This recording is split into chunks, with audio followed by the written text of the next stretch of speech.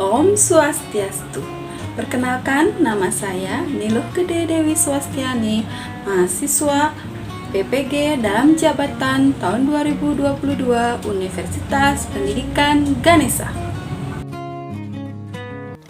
Penyusunan laporan best practice dengan metode STAR berlokasi di TK Pradnya Pramita Sadu. Tujuan yang ingin dicapai yaitu meningkatkan kemampuan anak dalam mengenal konsep bilangan. Ini terjadi karena adanya peralihan pembelajaran dari PJJ ke PTM, sehingga terdapat faktor-faktor yang mempengaruhi anak dalam mengenal konsep bilangan, yaitu karena orang tuanya hanya fokus mengajarkan anak lambang bilangannya saja.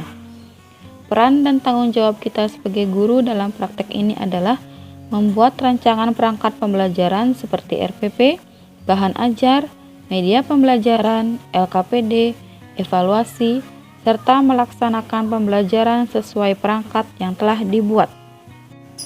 Tantangan. Beberapa tantangan yang terjadi yaitu 1. Faktor guru dalam pemilihan media ajar. 2. Kurangnya pemanfaatan TPACK di kelas. 3. Metode pembelajaran yang belum relevan dengan kebutuhan siswa. Dan dalam hal ini yang terlibat adalah semua guru, peserta didik, dan peran orang tuanya di rumah. Aksi. Langkah-langkah yang dilakukan mengenai masalah di atas harus segera diselesaikan dengan baik oleh seorang guru profesional, di antaranya yaitu 1. Berkaitan dengan media ajar. 2. Berkaitan dengan model pembelajaran. 3. Berkaitan dengan penilaian. 4. Berkaitan dengan kondisi ruangan.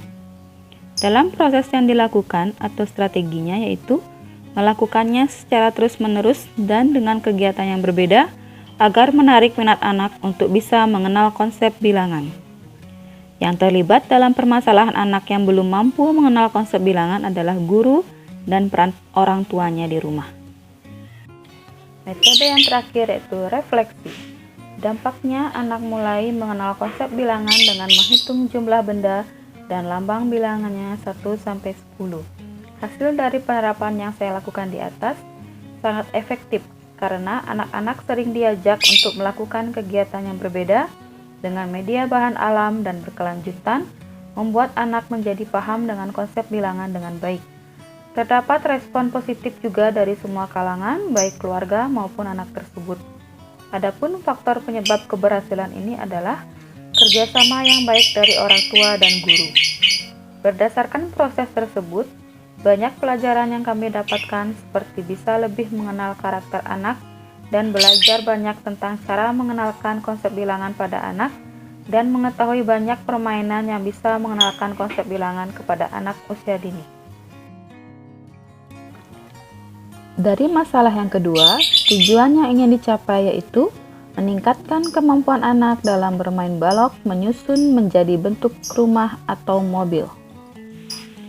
Situasi ini terjadi karena adanya peralihan pembelajaran dari PJJ ke PTM, sehingga terdapat faktor-faktor yang mempengaruhi anak tidak mampu menciptakan bentuk dari balok, yaitu selama anak di rumah, anak hanya diajarkan menulis saja oleh orang tuanya di rumah dan tidak mengembangkan fisik motorik halus anak.